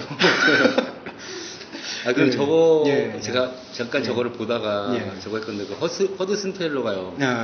그 죄하고 엄청 힘들게 싸우다가 나중에 보니까 내가 그리스도 영 안에서 죽은 자인데 되게 막 그 자책했던 그런 것도 어떻게 보면 이런 맥락이 있는 거네요.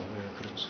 왜냐하면 그리스도와 함께 죽었나니 그리스도와 함께 샀다는 게 여기서의 죽음을 경험한다는 거는 그 죽음은 단절, 하나님과의 관계의 단절을 얘기하는, 그러니까 하나님과 나 사이에 접붙임 돼서 세상에 대해서 단절된다는 얘기이기 때문에 세상에 대한 것인데 그 세상이 사실은 과거의 시간, 그러니까 과거, 현재, 미래로 가고 있는 이 크로스에 대해서의 죽음을 얘기하고 있는 걸로 볼 수 있거든요. 그러니까 우리 그리스도인이라는 것의 그 어떤 생명의 축복이라는 거는 카이로스가 들어오기 때문에 축복이라는 거죠. 그리고 그 몸을 기억을 해주신다는 거죠.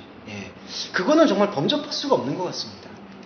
그건 제 모든 걸, 제가 가진 것도 별로 없지만, 제 모든 걸 걸고 말씀드릴 수 있어요.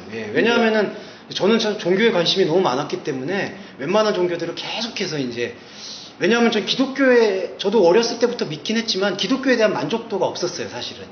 기독교는 너무 이게 교리적으로도 너무 단순한 것 같고, 이게 별로 그렇게, 제 어떤 심층적인 걸 안 얘기해 준다라는 그런 느낌이 되게 강했기 때문에 뭐 법화경도 있고 도덕경도 읽고 막 그런 사람들도 따라다니기도 하고 얘기를 들었는데 결국에는 이 복음이 근데 중요한 거는 이 복음을 다시 율법이나 다시 우리의 생각이나 다시 우리의 관습으로 끌어내리는 바로 그런 태도들을 저희가 경계를 해야지 진짜 복음의 정수가 들어오지 않는가 예, 그런 깨달음이 있기, 그런 인식이 있기 때문에 자신 있게 그건 말씀드릴 수 있는 것 같아요. 예, 복음은 정말 중요한 것 같아요. 그런 맥락에서. 예. 그러니까 지금 이거 자체 이렇게 말씀의 청년만은 이거 자체를 하나님 기억하신다. 그렇죠. 그걸 예배로 예. 받으시는 거고. 그렇죠, 그렇죠. 또 개인이 묵상을 하거나 예. 말씀 앞에 정말 예. 사모하는 마음으로 예. 섰을 때, 예. 그 자체 그 시간을 하나님은 예.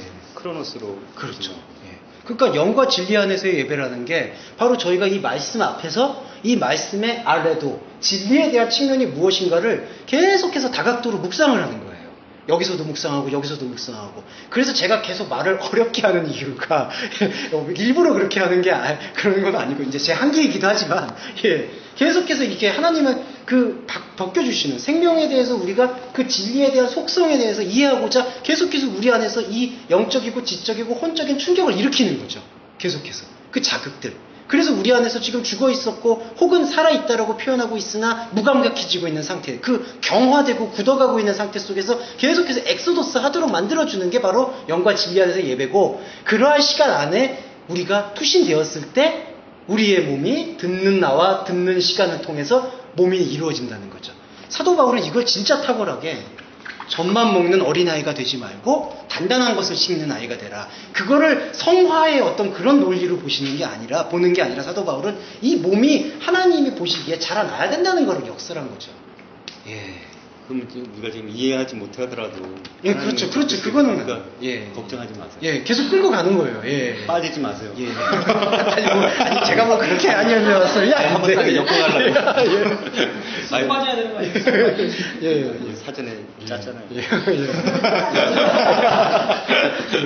그래서 계속 이거 무슨 조식폭력배 요거 같아요. 뭐 우리 끝까지 가야 되는. 계속 이렇게 밀고 나가시는 게 필요해요. 그러니까 뭐 이렇게 내 마음속에 감동이 느껴지는지 안 느껴지든지, 내가 계속 들어도 짜증난다든지 어쩔 수 없던 그런 감정들에 너무 이 감정들에 우리가 이 듣는 나와 듣는 시간을 훼손하지 아니하고 내 안에 지금 골방이 키워졌다, 골방을 가고 있다, 이걸로 계속 가겠다라는 그 하나의 의지, 우리가 행해야 될 행함은 바로 그 의지 하나라고 저는 생각합니다. 예. 그리고 이게 꼭 저희들만 이렇게 말씀을 나눈다고 해서 그런 예배가 이루어진다는 게 아니라 계속해서 그 진리의 말씀이 선포되는 곳으로 우리가 지향성을 가져가야 된다는 거고요. 저는 사실 현상적으로 진단해서 좀 안타까운 부분들이 오늘날의 많은 교회가 이러한 영과 진리 안에서의 예배의 가능성들을 많이 열어두려고 하기보다는 제도라든지 아니면 인간적인 관계라든지 심리적인 치유라든지 그런 부분에 너무 얽매여 있다 보니까 그 진리에 대해서 이야기할 수 있는 시간이나 어떤 접점들의 할애는 계속해서 줄어드는 것 같아요. 예. 그런 부분들은 좀 안타깝습니다. 그러니까 그 영생은 교회 보내신 자 그 아들을 아는 거라고 하잖아요. 네, 그렇죠. 그 아는 과정이 사실은 그 말씀의 본질을 부분을 우리가 알아가는 과정인데 그런 부분이 조금 그게 참 있고, 저 한 말씀 더 드리면 어떤 분들은 그럼 말씀만 보는 과정이면 1년이면 끝나는 거 아니냐. 근데 제 경험으로 봐서는 하나님께서 66권 말씀을 주는 데는 모든 사람은 한 일생은 다 가는 것 같아요. 사실은. 일생 가도 모르죠. 일생 가도 모르는 것 같아요, 진짜. 예, 그거는 어떤 분들은 말씀을 되게 쉽게 평가를 하세요. 그냥 다 여기 그리스도 얘기하고 이것도 그리스도야, 이것도 그리스도야. 근데 그런 차원은 저는 아니라고 봅니다. 근데 이런 경우가 좀 있더라고요. 예. 똑같은 말씀을 봤는데 어떨 때는 이 말씀이 또 다르게 들어오고 뭐 그럴 때가 있거든요. 예. 그럼 왜 그래요? 그 두 가지인데, 예. 그 두 가지인데, 이걸 잘 말씀해 주셨습니다. 하나님 중에 있으신 거죠? 하나는 영의 다면성의 측면이 있고요. 그 다음에 오염성이 있습니다. 글씨가 이게 제가 느꼈어요. 시간이 갈수록 날아간다는 걸 이제 느꼈습니다.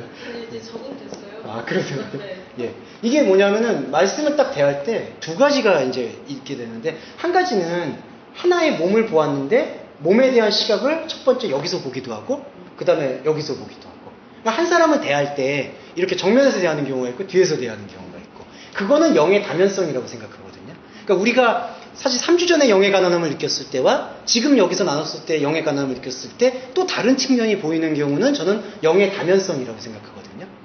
그래서 여기서도 보고 여기서도. 근데 이건 똑같은 숲이고 똑같은 나무고 이건 똑같은 포도나무를 저는 상징한다고 보고 있습니다. 그게 하나의 어떤 묵상을 계속했을 때 새롭게 느껴지는 환기라고 보고요. 진리는 네. 변함이 없죠. 그렇죠. 예. 계시하고자 하는 예. 사람에게 임하는 맞죠. 그렇죠. 성령의 역사. 예. 그때 예, 그렇죠. 그때 느꼈던 그 감정성도 있는 거고 또 인식의 어떤 그 단계도 있는 거고. 예, 맞습니다. 네, 예, 예, 예. 그 상황과 또 환경에 따라서 권사님께서 오늘 또 진짜 중요한 말씀을. 원래 예, 강조해 주셔야 돼. 내공이 상당하세요. 예, 너무 좋으십니다. 아니 제가 진짜 첫 번째 중간. 그다음에 또 하나 이제 간과할 수 없는 게 이 우리가 영으로 가난한다는 게 일회적인 사건이 아니듯이 영으로 가난함이 느껴졌을 땐 우리 안에 있는 것이 지금 나가는 사건. 원수가 사랑하게 됐을 때 원수가 떠나가는 사건. 그거를 이제 영적으로 표현하면 귀신이 축출되는 일이 벌어지거든요. 근데 그것이 축출되는 것이 내가 한 번 들어왔을 때 그것이 다 축출되는 것이 아니라 우리는 또 하나의 시간을 살고 있으니까. 하나님의 시간이 아닌 우리의 시간을 살고 있으니까. 그리고 우리의 언어, 우리의 문화, 우리의 생각, 우리의 관습은 하나님과 멀어진 상태에서 2000년 역사를 지금 가져온 거거든요. 2000년 만이 아니겠죠. 계속해서 그게 쌓이고 쌓였죠. 그러니까 그러한 생각들이나 사상들 속에서 이 말씀이 오염돼서 해석되는 경우가 또 하나가 있죠. 그러니까 우리가 말씀을 계속 묵상하고 숙고할 때는 이 두 가지에 대해서 계속해서 연동을 시킬 필요가 있어요. 지금 내 안에 갖고 있는 것들에 대한 생명의 관점인 것인지 아니면 이 생명의 관점이 다시 시장의 언어로 아고라의 언어로 다시 퇴락되는 것인지. 예. 그러기 위해서 예배라는 것은 계속해서 말씀의 창념성을 갖고 있어야 된다는 거죠. 예. 그래서 사실 목사님 비판하면 참 죄송한데 목사님들이 신방 다니시는 거 좋죠. 아이 그거야 뭐. 근데 너무 이 말씀에 창념하시는 것들이 너무 그 빈도수가 갈수록 줄어드는 게 한국교회 계속 설교가 저번에도 한번 말씀드렸는데 계속 비중이 신약 설교가 아니라 구약 설교의 비중들이 점점점 해가 갈수록 넓어지고 있어요. 높아지고 있고 그 얘기가 말하는 건 뭐냐 하면은 구약에 대한 얘기를 진정성 있게 하신다기보다는 구약에서는 교훈들이 많으니까. 예, 그거 진짜 심각합니다. 그때 설교학 연구했을 때 작년까지만 해도 68%였던 게 그 재작년에 68%가 올해가 거의 82%까지 올라갔어요. 이거 서울에 있는 교회만 예, 그러네요. 예. 예. 그러니까 자꾸 구약 텍스트 그 중에서도 모세, 다윗, 아브라함, 요셉 이쪽으로 계속 치우치고 있죠. 그 예. 문동환 목사님 아시죠? 네. 문동환 목사님이 그때 저 봤을 때 네. 한국교회 한 85%가 율법주의의 설교를 한다고 이렇게 말씀을 하셔서 구약 설교들이 구약을 그리스도적 관점으로 풀어서 얘기한다라면 근데 그게 상당히 쉬운 문제는 저는 아니라고 보거든요. 사실 구약 문제는 다룰 때에는 계속해서 이 말씀에 이 그리스도가 하신 말씀에 대한 그 생명의 논리 속에서 그 부분이 왜 그렇게 말씀하셨고 그리고 왜 그런 불합리한 일이 일어났는가. 예, 왜냐하면은 뭐 갑자기 전염병이 돌아가지고 몇만 명이 죽었다든지 왜 그런 사건들이 그런 갖고 있는 의미가 뭔가에 대해서 신중하게 묵상을 해야 되는데 그런 거 하나도 없이 기드온 용사 300군사가 쓸어버렸다. 그러면 그 쓸어버린 당한 그 학살에 대한 거는 전혀 얘기가 없거든요. 예, 그런 모습들에 대한 거를 되게 객관적으로 봐야 되는데 그런 부분들이 없고 계속해서 말씀에 창념하는 이런 연동성들 그러니까 이 안에 내가 지금 보고 있는 이런 말씀의 텍스트가 오염되어 있지는 않았는지 영에 대한 것을 환기하고 있는지 그런 것들에 대해서 조금 볼 필요가 있어서 말씀을 드렸습니다. 저런 거를 심어주나요? 그러니까 아까 말씀하셨던 기본 300용사를 예를 드시면서 기본의 300용사가 되십시오. 힘을 주는 그러면 힘 나거든요 사실. 그렇죠. 근데 또 좌절하게 되고 나 300 아니네. 그럼 내가 또 뭘 잘못했나?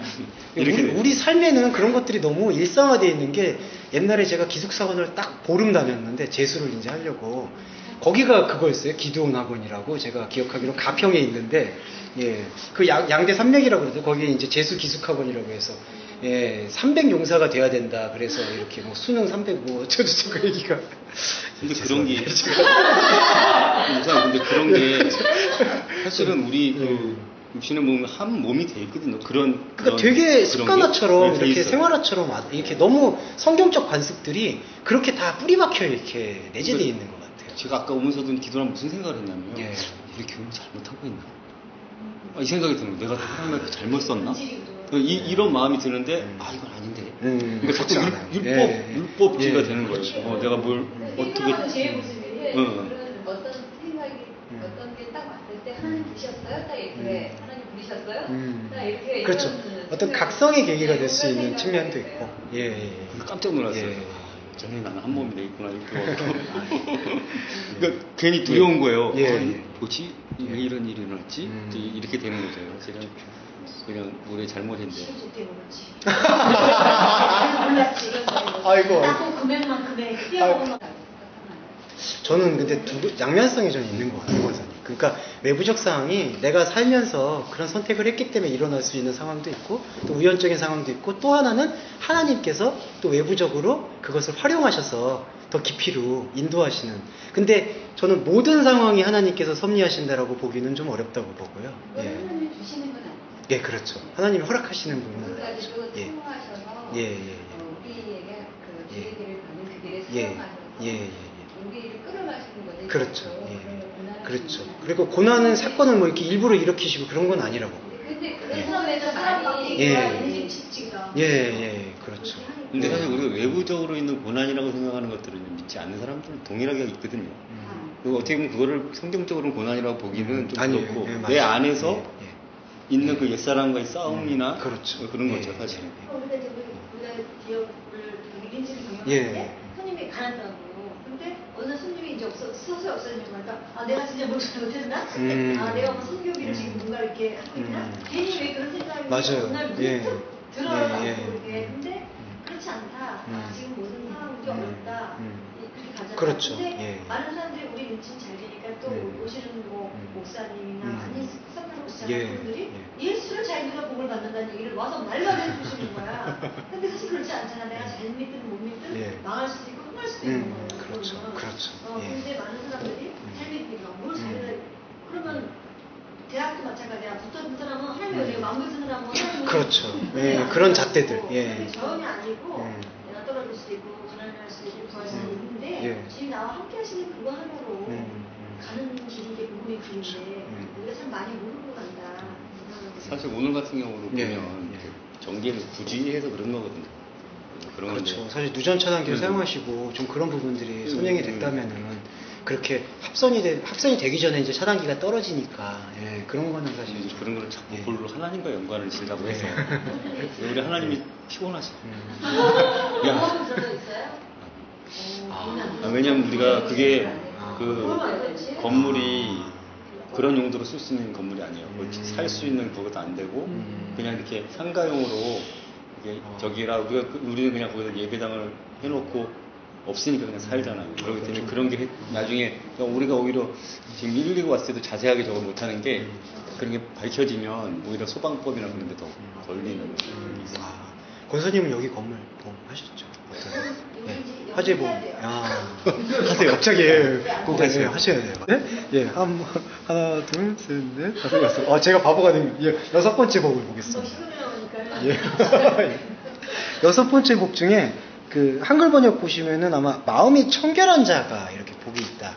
이렇게 되어 있는데 이러한 표현들이 이제 그 마음이라는 것을 우리가 가지고 있는 어떤 마음가짐이나 태도나 그런 생각으로 갖고 있기 때문에 좀 번역을 그렇게 하지 않았는가. 그래서 마음이 깨끗하다, 마음이 청결하다, 마음이 깨끗하다라는 게 이제 어떤 불순한 마음이 없고 더러운 마음이 없고 그냥 순결하고 깨끗한 마음들, 이제 그렇게 생각하는 경향이 좀 많은데, 이 카르디아, 일단 마음이라는 거는 그 카르디아가 사용됐는데요.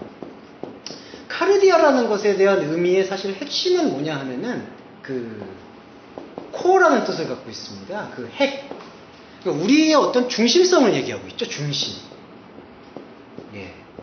근데 이 마음의 중심이라고 했을 때는 이것이 중심이 어떤 부분에서 우리한테 중심이 되느냐? 원래는 이 중심이 하나님과 합쳐져야 돼요. 하나님과 합하는 중심이 되어야 된다는 거죠. 왜냐하면 인간이 갖고 있는 하나님께서 인간을 지으셨던 목적을 창세기에서 밝혀주신 거는 중심적 존재가 되란 말씀이거든요. 그게 이제 구약성경 한글 번역에서는 자세히 언명은 안 됐지만은 동산 중앙에 있는 나무에 대한 표현을 할 때 그 중앙이 중심이란 표현이고, 그게 이제 70인역으로 번역되면 마음이라는 거하고 연동이 됩니다. 동산 중앙이라고 표현했죠. 그래서 이것이 하나님과 하나가 되어야 될 중심인데, 지금 예수님이 이 말씀을 하시는 이유가 뭐냐? 마음으로 깨끗해져야 걸. 그럼 마음으로 이미 깨끗해졌으면 하나님과 합일이 됐다는 얘기인데 그렇지 않다는 걸 얘기하고 있거든요. 그러니까 이 중심이 빌립보서 2장 15절에 보면은 사도 바울은 너희는 이 마음을 품어라 그리스도 예수의 마음이니. 그게 그리스도 예수가 행했던 성품을 품으라는 말씀이 아니라 그리스도 예수라는 그 중심을 품으라는 얘기거든요. 그러니까 여기서의 마음이라고 했을 때 여기서의 마음이 깨끗해져야 된다는 것은 우리의 중심성이 지금 하나님과는 단절된 상태에 있다는 것을 지금 얘기해주고 있는 것이고, 그럼 이 중심성이 하나님의 중심성과 하나가 될 수 있어야 되는데 그 하나가 될 수 있는 방법론이 뭐냐 하면은 카다로이, 깨끗하게 되는 거. 근데 이때의 깨끗함이라는 게요, 일단 마음은 지금 감정적이나 마음가짐이나 태도의 문제는 부차적인 거고요. 본질적인 거는 나의 그냥 그 인생, 존재, 그거 자체를 얘기하고 있습니다. 근데 이 중심이 깨끗해진다는 거는 이게 강론적으로 내가 가지고 있는 어떤 마음가짐이나 태도가 깨끗해진다는 얘기를 하는 게 지금 여기서의 팔복의 핵심이 아니라, 여기서의 깨끗해진다는 거는 이 중심이 투명해진다, 밝아진다, 나타난다, 그런 뜻을 갖고 있습니다. 투명하다, 밝아진다, 나타난다. 카다로이라는 거는, 그러니까 깨끗하다라는 표현의 본질은 그때 당시에 사용하고 있는 용어는 보인다는 거죠. 그러니까 물이 맑다라는 표현으로 그렇게 사용하고 있죠. 아예 바닥이 보인다, 바닥이 보일 정도로 투명함을 여기서 암시하고 있습니다. 그러면은 마음이 투명해진다라는 게 무슨 얘기냐? 이 마음의 중심은 나인데 내가 투명해진다라는 거는 투명하게 보여지는 사람한테 투명해진다는 거예요. 그게 누구냐면 하나님이 나를 본다는 거죠. 그게 바로 마음이 투명해지는 사람, 마음이 깨끗해지는 사람이 복이 있다. 그래서 이 결과가 뭐냐면은 마음이 깨끗해지는 자가 복이 있나니 저희가 하나님을 볼 것이다.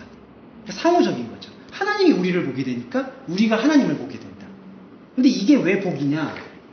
하나님을 그냥 만나니까 복이다, 그런 말뿐만이 아니라 하나님을 만난다는 건 하나님을 듣는다는 거고 하나님을 아는다는 것이고 하나님을 경험한다는 얘기를 다 하고 포괄하고 있습니다. 여기 하나님을 본다라는 의미는 옵타노에서 유래했는데, 이 옵타노 단어가 사용됐는데 이 유래어가 호라오거든요. 이 호라오라는 뜻은 그 본다라는 뜻만 있는 게 아니라 보다 좀 철학적인 용어로 사용되고 있어서 안다, 알아듣는다, 인지한다, 경험한다, 그런 것들을 다 내포하고 있습니다. 그러니까 되게 상징적인 거죠. 내가 미래성도님을 본다, 그거는 지금 그냥 이게 물질적으로 그냥 아니면 여기서 그냥 보고 있다, 그런 얘기만이 아니라 내가 미래성도님을 알고 있다, 내가 미래성도님 어떤 분인지 알고 있다, 그런 것까지를 다 포괄하고 있는 단어가 이 호라오라는 단어의 뜻입니다. 하나님을 본다라는 게. 그러면 하나님을 듣고 알고 경험한다라는 게 무엇이냐? 아까 말씀드렸듯이 하나님에 의해서 발견된 몸이 된다는 뜻을 갖고 있습니다. 이게 바로 아까 부활체라고 얘기하는 거죠. 그러니까 하나님을 본다라는 게 그냥 무슨 찬란한 광채를 본다라는 그런 얘기를 하는 것이 아니라, 하나님을 본다라는 것은 하나님을 안다는 얘기고, 하나님을 안다라는 것은 그냥 내가 저 사람을 알아, 그런 얘기가 아니라 인간 생활 속에서는 그냥 그 정도지만 하나님을 안다라는 것은 하나님이 내 안에 들어온다는 얘기예요. 그러면 하나님이 나를 몸으로 만들어 주시겠다는 얘기죠. 새로운, 그래서 이게 바로 새하늘 새 땅, 새 예루살렘. 근데 예수님은 이 새 예루살렘을 48년 동안 지어진 눈에 보이는 성전이라고 말씀하지 않았고 자기 몸이라고 얘기했거든요. 자기 육체. 근데 이거는 요한복음에서 말씀이라고 얘기했죠. 말씀이 육이 되어 오셨으니까. 그러니까 결국 이 말씀에 참여하고 우리도 육이 되는 건데, 이때의 육이 지금 이 갖고 있는 이 육을 말하는 것이 아니라 하나님께서 말씀으로 발견해 주신 새하늘 새 땅, 새 예루살렘을 얘기하고 있다. 그걸 얘기하고 있습니다. 그러면은 중요한 게 마음으로 투명해지는 것이 어떻게 가능하냐? 이게 중요한 게, 왜 중요하다고 말씀을 드렸냐면, 그럼 마음으로 깨끗해져야 되는 거 아닙니까? 그럼 마음으로 어떻게 깨끗해집니까? 그게 부자청년 질문이에요. 예, 어떻게 해야지 영생을 얻습니까? 지금 우리는 이 말씀을 하셨다는 분이 예수 그리스도라는 믿음의 합의를 갖고 지금 참여하지 않습니까? 그러면 예수님이 화자가 돼서 우리한테 들려주시는 거예요. 그게 바로 예수님 마음이 우리 안에 들어오는 거죠. 예수님 마음이 우리 안에 들어오면은 우리가 지금까지 하나님과 대적되어 있던 이 대적 테로스의 중심이 떠나고 그리스도의 마음이 들어오는 거죠. 빌립보서 2장 15절처럼. 예. 그러니까 마음으로 깨끗해져야 된다라고 했을 때, 그럼 어떻게 깨끗해진다라는 그 질문이 내려놓아야 된다는 거예요. 우리가 이 말씀을 지금 듣고 이 예배를 드릴 때 그분의 마음이 들어온다는 얘기죠. 그러면 우리는 그분을 하나님을 보는 거고. 왜냐하면 예수님은 하나님이 보내신 자니까. 예. 이게 제일 중요합니다. 제가 제일 말씀드리고 싶은 게, 마음으로 깨끗해진다. 그러면 어떻게 깨끗해집니까? 긍휼하게 여겨야 됩니다. 어떻게 긍휼하게 됩니까? 그게 아니라는 거죠. 지금 들려주시는 이 말씀에 반응한다는 거죠. 그러면 그 반응체를 가지고 우리가 삶을 살아갈 때 본연의 감정인 그 긍휼도 행할 수가 있는 것이고, 강론이라고 얘기하고 있는 어떤 그 투명한 마음, 거짓이 없는 마음, 그것도 해결이 된다는 얘기죠. 근데 이제 선우가 뒤바뀐 게 그냥 본연의, 저 사람은 정말 거짓말을 몰라. 마음이 깨끗한 사람이니까 하나님을 볼 거야. 그거는 아니라는 거죠. 예, 왜냐하면은 이 말씀에 대한 참여를 통해서 이루어지는 사람과 그냥 삶에서 마음이 투명하다. 저 사람은 법 없이도 살 사람이야. 근데 가급적 법 없이도 살 사람들이 사고를 많이 치시죠. 특히 남자분들이 이제 땅 문서를 막 빌려준다든지 빚보증을 쓰신다든지. 죄송합니다. 너무 남성분들을 제가 이렇게 비하를 했는데.